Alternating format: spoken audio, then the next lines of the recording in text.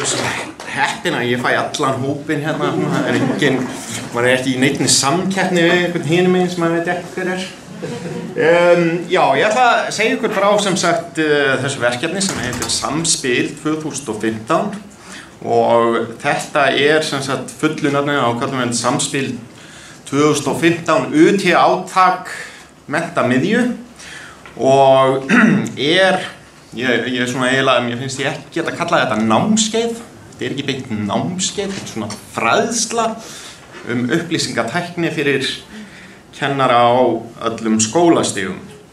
Og þetta verkefni kom þannig til að það var auglýst eftir tilboðum, Rannís auglýst eftir tilboðum fyrir jól einmitt fræðslu fyrir kennara á öllum skólastigum upplýsingatækni og það var mjög lítill tími til að útbúa tilboðið og ekki mikill peningur í boði. Þannig að við sem að höfum svona verið að starfa að því að byggja upp menntamiðju og torg sem að tengjast í, þau eru nokkur hérna, Hanna Rún með sérkennslutorgið og það voru einhverju fleiri hérna áðan, að við settumst niður og hugsaðum, já, hvert verkefnið og hvernig viljum við reyna að leysa það.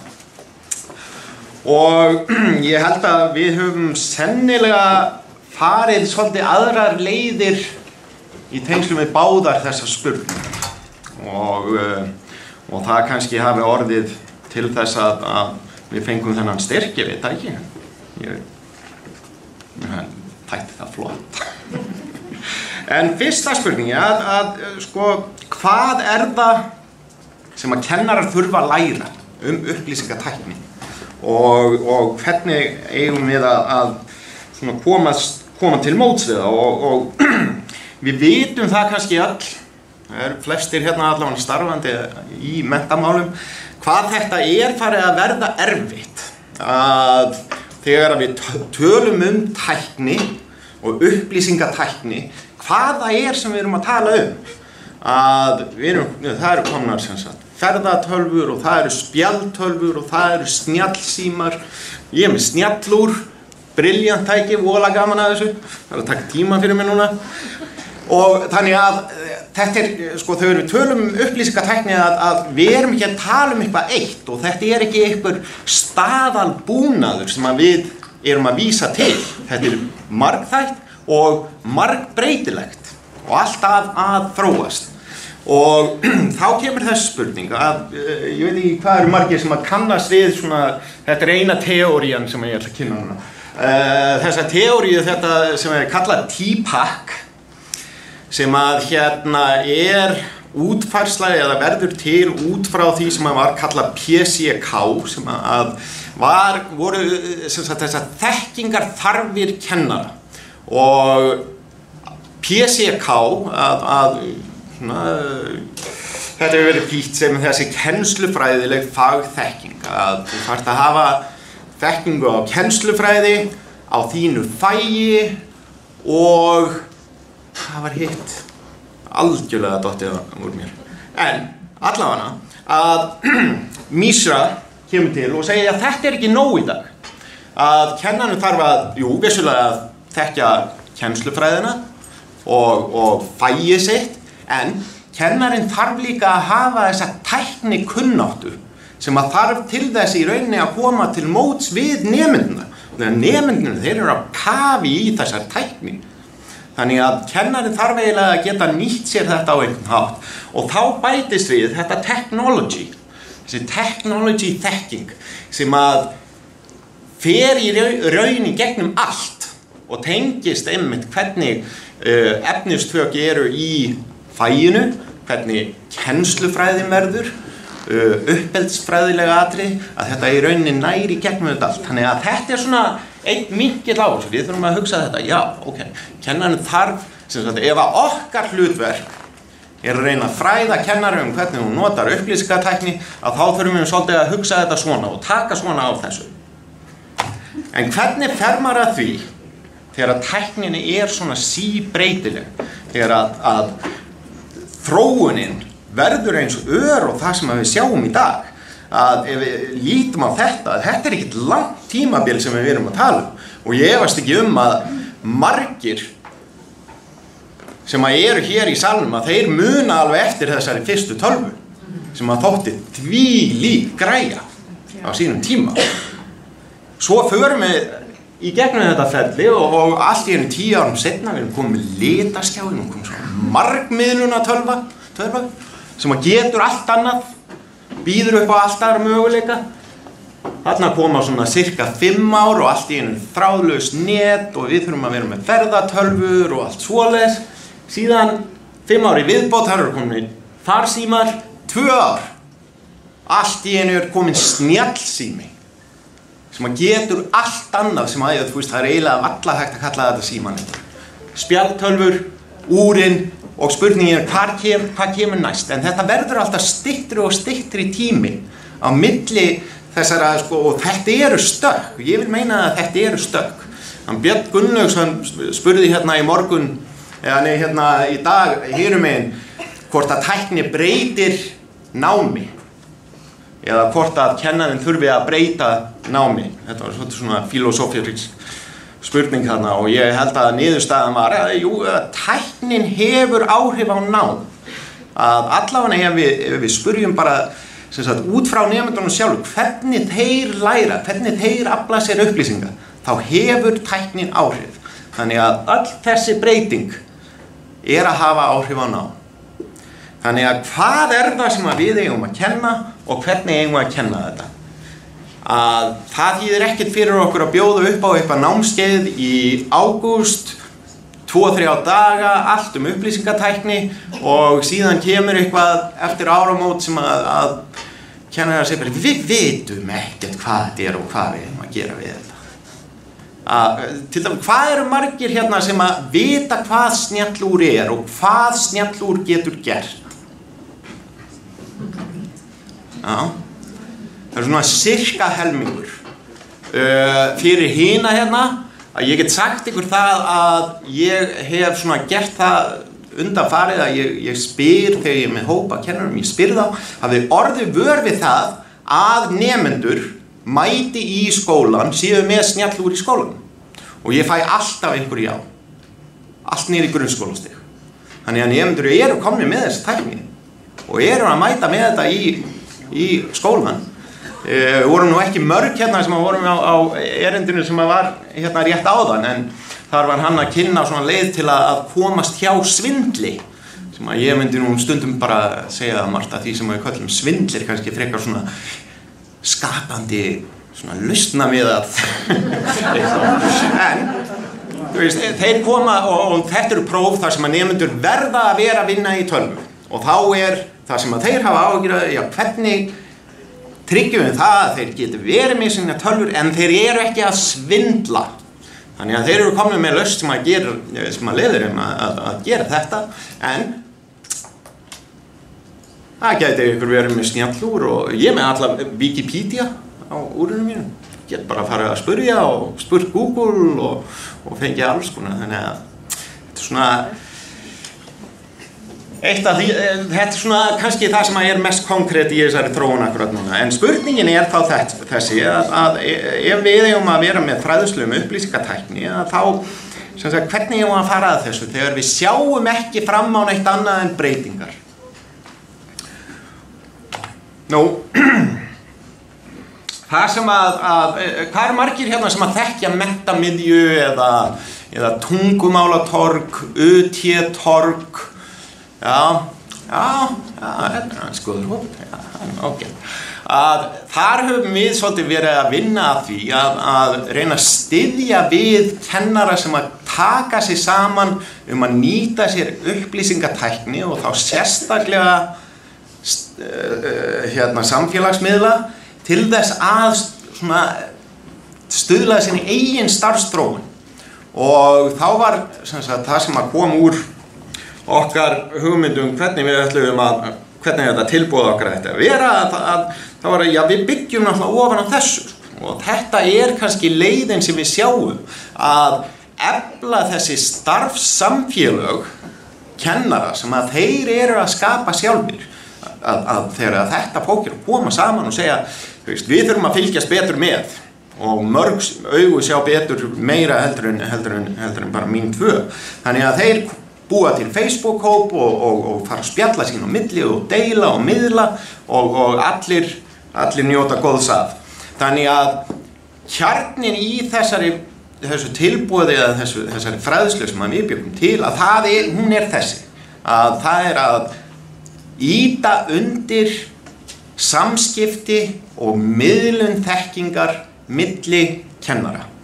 Og þar byggjum við á okkar reynslu af því að vera með þessa hópa á Facebook og líka Twitter og Pinterest og ýmsa aðra miðla.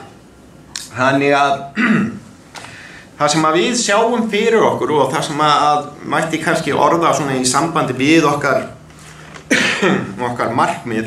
Ég hef alltaf haft svolítið gaman að þessu, þetta fyrirrennandi samstarfsmaður og stúdent John Moravec sem hefur notað þetta hugtak sem hann segir nomads og þeir sjáu náttúrulega greinilega orðaleikinn að nomad, N-O-M-A-D flakkari og hann setur þarna þekkingarflakkari og skilgreinir það og ef þið googlið nomads Moravec þá getur þið fundið bókina sem til ókeypis á netinu. En þessi nomads þetta eru flakkarar sem að nota upplýsingatækni í raunin til þess að láta upplýsingaflæðið svolítið streyma í kringum sig. Þannig að þeir geta verið að tína upp það sem að skipti máli og það sem að kemur þeim við. Þannig að það sem við vildum gera einmitt að vera með einhverja fræðslu sem að byggir á þessu. Að kenna kennurum að staðsetja sig svolítið í þessu upplýsingaflæði. Þannig að þegar það kemur ný þekking, þegar það koma nýjar hugmyndir, ný tækni, nýjar kennsluaðferðir, að þá eru þeir svolítið meðvitaðir þetta. Að það að skapast umræða eitthvað og taka þátt í því. Þannig að flakkarar, nú ég reyna að komast hjá því að fara út í aðra teóríu, að flakkarar ef við hugsum bara algjörlega metafórist, að það sem að þeir vilja gera að hafa svona útsýni, að koma sér fyrir einhver stað þar sem að það eru engar, ég geti komið með brandara núna gates and windows, en það sem að eru engir múrar. Þeir eru ekki innrammaðir, þeir hafa breiða yfirsýn, geta séð þegar eitthvað poppar upp sem að nýtt og farið og sótt það og nýtt sér það. Þannig að það sem að þegar við erum að tala samspil, þá einmitt samspilið felst í þessu að við erum að reyna að skapa þennan vettvang þar sem að við höfum þessa yfirsýn en við getum spotta, við náum vel saman ég og þessi þarna og tilverður dásamleg harmonía. Þannig að þetta byggir svolítið á því einmitt að nota tæknina svolítið markvisst til þess að skapa þennan vettvang, til þess að hafa þessa breiða yfirsýn. Og það engin einn miðill sem að nægir. Við í gegnum mörg okkar verkefni að þá erum við svolítið aktífa á alls konar Facebook-hópum sérstaklega. En þetta eru oft Facebook-hópar sem eru svona mjög afmarkaðir. Það Facebook-hópur fyrir náttúrufræðikennara, þar sem þeir tala hvar best að kaupa dauða froska til að kryfja og þetta náttúrulega ekkert endilega erindi til allra. Þannig að þetta byggir svolítið á því að koma sér upp breiðu tengslaneti í gegnum margþætta samfélagsmiðla notkun. Og það sem við höfum gert til dæmis á námskeiðunum að það bara hreinlega við bara tökum þess að fólk sem kemur og við bara skráum þá á einhverja samfélagsmiðla sem þeir hafa ekkert verið á. Ég hef aldrei notað Twitter, það ekkert mál, setjumst bara niður og við bara komum á Twitter. Kynnum við fyrir metaspík, hvað margir sem þekkja menntaspjall á Twitter? Mjög aðdáunarvert. Það menntaspjall á sunnudaginn samstarf skólastiga. Það mjög spennandi. Þannig að, sem sagt, ef við förum bara svona aðeins í samspilið sjálft, þetta verkefni, sem sagt, við fengum fyrir þetta 5 milljóna króna styrk. Og þegar við erum að tala það að búa til fræðslu fyrir kennara á öllum skólastigum allt land, að þá þetta náttúrulega engin peningur. Þannig að stóra spurningin er hvernig gerum við eitthvað stórglæsilegt með litlum tilkostnaði. Og og einmitt kannski þessi bang for the buck nálgun í þessu að ná til sem flestra fyrir lítinn pening. Og einmitt upplýsingatæknin gerur okkur kleift að gera það. Og við sjáum fyrir okkur og þetta byggir að miklu leyti á rannsóknum og reynslu okkar að ef við náum að virkja kannski 10 að þá höfum við alveg möguleika á að ná til allt frá 50 upp í 100 vegna samlegðara áhrifa. Og þessi samlegðara áhrif eru stundum á netinu og stundum ekki. Að við erum til dæmis að sjá þátttakendur í samspili sem að gera mjög áhugaverða hluti til þess að miðla til allra innan sinna skóla sem að ég segi kannski meira á eftir. Og hitt líka að, sem sagt, að við þykjumst ekki vita allt. Það mjög hollt að líta þannig á. Þannig að við höfum alltaf hugsað þetta sem samstarfsverkefni í rauninni allra sem að vilja koma að. Og þetta margþætt, það eru ýmsir þættir og alls konar möguleikar fyrir þá sem að hafa þekkingu. Það getur verið þekking bara á mjög afmörkuðu sviði. þar sem að þeir geta komið og tekið þátt í þessu með okkur og ég ræði meira það á eftir. Þannig að, hvað þá þetta samspil? Ég þekki mörg andlit, hvað eru margir hérna sem eru skráðir á samspil? Nú, þannig ég get eiginlega hætt þessu bara núna. Nei, þetta svona eitriði, þannig að það eru margir sem eru ekki innvíður enn. En uppsetningin á samspilinu, verkefninu sem slíku, í stórum dráttum svona. Og þetta sem sagt, verkefnið nær yfir heilt ár. Og við erum með þetta sett upp þannig að það eru mánaðarleg þemu. Til dæmis við erum að fara eitthvað samfélagsmiðlana núna, síðast var það svona aðeins að horfa meira á tækni, þróun og framtíðina. Svo kemur sköpun í mánuðum þar á eftir og þetta gengur svona koll á kolli. Þannig að þetta tekur nokkuð langan tíma. Og hefst með því sem við kallum útspil, sem eina staðbundna námskeiðið sem í verkefninu. Það eina skiptið sem við í rauninni skipuleggjum það að við séum að hittast í kjöthaun. Annars fer eiginlega allt annað fram á netinu. Og útspilin, við erum búin að halda 4 útspil.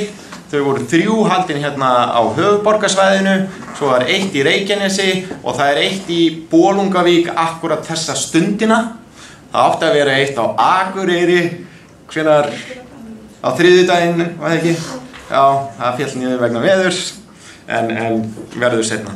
Og sem sagt, boðið verður upp á þetta allt landið og við klárum þessa dagskrá svona nokkurn veginn núna í mánuðinum. Til viðbótar við það, þá erum við með vefnámskeið og þetta sem sagt, við gerum ráð fyrir að það séu cirka 2 vefnámskeið í hverjum mánuði og vefnámskeiðin eru í rauntíma. Þannig að fólk að logga sig inn og við höfum fundið eitthvað mjög sérfróðan til að leiða okkur í gegnum sannleikanum eitthvað fabulous og þetta svona cirka 1 klukkutími. Síðasta vefnámskeiðið það var skíalausnir og var sérstaklega að tala Google Apps for Education. Hans Rúnar Smárason held ég hann heiti. fyrir norðan kennari, hann kendi það fyrir okkur og fólki fannst það svo æðislegt að þetta varði alveg næstum í 2 klukkustunda námskeið. Og síðan það náttúrulega allt tekið upp og myndböndin sett á netið þar sem að allir, hvort sem þeir eru skráðir í samspil eða ekki, geta fylgst með. En bara þeir sem eru skráðir geta tekið þátt í rauntíma. Og svo erum við að útbúa alls konar, ég ætla bara að klára þetta aðeins og ég gleymi ekki hvað ég ætlaði að segja. Svo eru þau styttri myndbönd til sjálfsnáms og þar erum við að hugsa bara svona 5 mínútna myndskeið hvernig þú notar Google töflureikni. Hvernig skrái ég mig á Twitter. Hvernig hleði ég upp myndband í YouTube. Og svo eru það starfssamfélögin og þetta virknin á samfélagsmiðlum. Og þetta í rauninni stór partur af þessu og við erum með ákveðna eftirfylgni í gegnum Facebook og Twitter og aðra miðla og gert ráð fyrir að þáttækendur séu virkir þarna og þeir eru skila skýrslum það. Þú varst með spurningu. Ég ætla bara að spyrja hvort það aftur útspil í Reykjavík. Það getur vel verið. Ég nefni það kannski á eftir. En síðan eru fleiri þættir, við gerum ráð fyrir stjórnendanámskeið. Það verður líklega í haust, út af því að við vitum hvað mikilvægt að stjórnendur séu svolítið með. Og síðan eru í rauninni bara heil hrú af valkvæðum námskeiðum sem að einstakir skólaskrifstofur eða félög geta pantað til sín og hægt að fá upplýsingar þau á vefnum okkar og sett slóðuna upp á eftir. Ég skal bara svara að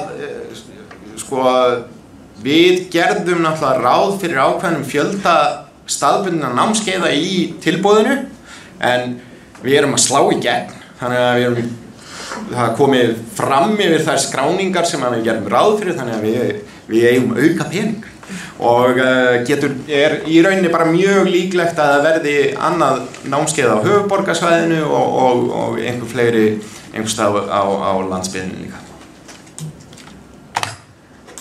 Sem sagt, ef við skoðum bara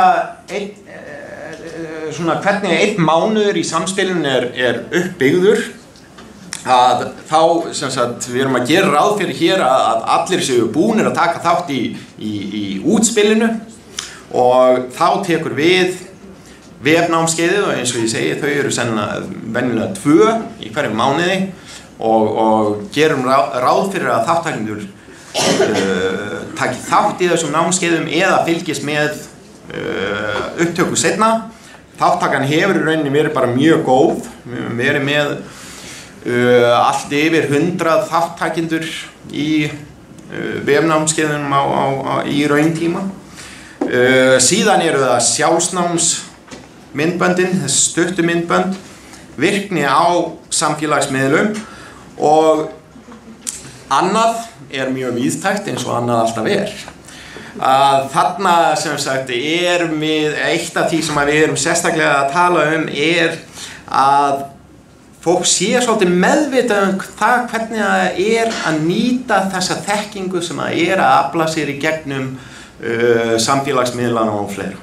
Og síðan gerum við ráð fyrir að allir þátttakendur þeir eru með ferilbók, rafræna ferilbók sem þeir setja upp og það bara þeir hafa frjálsar hendur með hvernig þeir halda utan það, margir eru með blogg og sumir eru með síðurinn á Pinterest og fleira, bara að þeir séu að skrá eitthvað hvað þeir eru að gera og eru svolítið meðvitaður þetta og það svona partur af þessu annað og það hefur komið í rauninni mjög skemmtilega óvart hversu margir þáttakendur hafa nýtt sér þetta einmitt til þess að stuðla að þessari samlegð sem að við viljum alltaf sjá og það eru til dæmis dæmi það að þegar það eru kannski 2 eða 3 kennarar í einum skóla sem að eru að taka þátt að þeir eru bara búin að setja upp vef innan síns skóla sem allir þeirra samkennarar geta fylgst með, þar sem að þeir halda sína fyrir möppu og segja frá sniðugum tækjum sem að þeir hafa uppgötvað og hvernig þeir hafa notað þetta í kennslu, og þetta bara opið fyrir sem sagt samkennarum og jafnvel fleirum. Margir eru bara með þetta alveg galopið, þannig að það hefur verið mjög skemmtilegt að sjá hvernig það hefur gengið upp. Þannig að við erum svolítið að hugsa þetta sem sagt með starfsþróunina, og auðvitað þegar við segjum starfsþróun, við erum að tala það sem að við köllum hérna áður fyrir símenntun og endurmenntun og allt það hljómar allt eins og einhverjar skyndilausnir sem að við vitum að virka ekki í nútíma samfélagi, þannig að þetta bara stöðug starfsþróun, og þessir flakkarar sem að við erum að reyna að ýta af stað í gegnum samspilið, að þetta þeirra starfsþróun, þetta vettvangur, samfélagsmiðlarnir og ekki bara samfélagsmiðlar, það líka alls konar tækifæri sem að þeir eru að skapa sér til þess að vera að deila og miðla reynslu, þekkingu, upplýsingum ég held bara áfram að nota sama orð, kjötheimum. Mér finnst alltaf skemmtilegt orð. Þannig að til dæmis við höfum lengi verið með í tengslum við torgin og menntamiðju, höfum skipulagt svo kallaðar mentabúðir. Það eru margir hérna sem hafa mætt á mentabúðir. Sko, ég þarf varla að segja ykkur frá þessu. En mentabúðir eru sem sagt, þetta í rauninni haft svolítið, við höfum svolítið skemmtilegt, og þetta bara mjög óformlegt tækifæri til þess einmitt að setjast niður með kollegum og segja fólki hvað sniðugt og hvað ég þarf að læra og fleira. Og síðan að við byrjum og við höfum kynnt mentabúðirna sérstaklega í gegnum samspilið, og allt í einu alveg rignir inn til okkar fréttum að við erum að fara að halda mentabúðir. Þannig að það verða mentabúðir á Bolungarvík á morgun, þá voru mentabúðir hvar voru ekki mentabúðir á Akranesi í vikunni? Í dag? Já, þannig að við erum að frétta þess að fólk að gera þetta í næstu viku, ok. Bæði sem sagt á tilteknum svæðum innan einstakra skóla, og finnst voðalega gaman að heyra því. Þannig að hvernig hafa svo undirtektirnar verið, að eins og ég segja að þetta sem sagt við erum komin eiginlega fram úr okkar áætlunum nú þegar, að við gerðum ráð fyrir 250 þátttakendum, skráðum þátttakendum, og þeir eru komin vel upp fyrir það. Þetta ekki nákvæmar tölur, og þetta sem sagt fólk ennþá að skrá sig, og það ennþá opið fyrir skráningum, og þið þarna helmingur sem ekki búin að skrá sig því það tækifæri, að þannig að við erum að nálgast á 300, og dreifingin hún þannig að það eðlilega langmest á höfuðborgarsvæðinu og Akureyri. En þarna sem sagt á mörgum þessum svæðum á eftir að halda þetta staðbundna námskeið útspilið, og við höfum tekið eftir því að þegar það fyrir að nálgast þá allt í einu rignir inn svona nýjum skráningum, þannig að það örugglega eftir að fjölga.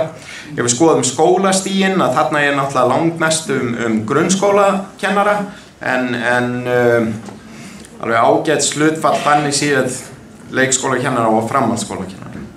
Og okkur finnst skipta svolítið miklu máli að fá þessa hópa svolítið saman. Við sjáum fyrir okkur að þarna alveg möguleiki á að styðja svolítið við samstarf milli skólastiga sem hefur dálítið mikið vantað einmitt sérstaklega í sambandi við upplýsingatækni. Við höfum alveg heyrt það að þegar að nemendur eru að fara á milli skólastiga, að veruleikin sem þeir ganga inn í nýja skólanum að oft mjög framandi vegna þess að þeir hafa verið að gera eitthvað með tækni sem að bara hreinlega ekki verið að gera annar staðar. Og það ekki langt síðan að það var birt rannsókn eða greining á rannsóknarniðurstöður nemenda á Norðlingaholtsskóla sem að þegar þeir fóru í framhaldsskóla hvað gerðist? Að það bara, þeir bara upplifðu það að allt sem var búið, ekki allt, að margt af því sem var búið að kenna þeim og þeir voru búin að tileinka sér aðferðir, að þetta var bara ekki, þetta var ekki inn í framhaldsskóla umhverfi. Að það var ekki ætlast til að það væri verið að starfa með þessum hætti. Og Google segir mér að tíminn minn búinn og ég akkurat búinn.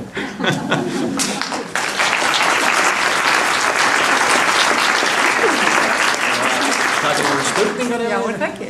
Já, einhverjum spurningar? Það var allavega hægt að senda póst á Tryggva. Takk fyrir kærlega fyrir skemmtilega kynningu.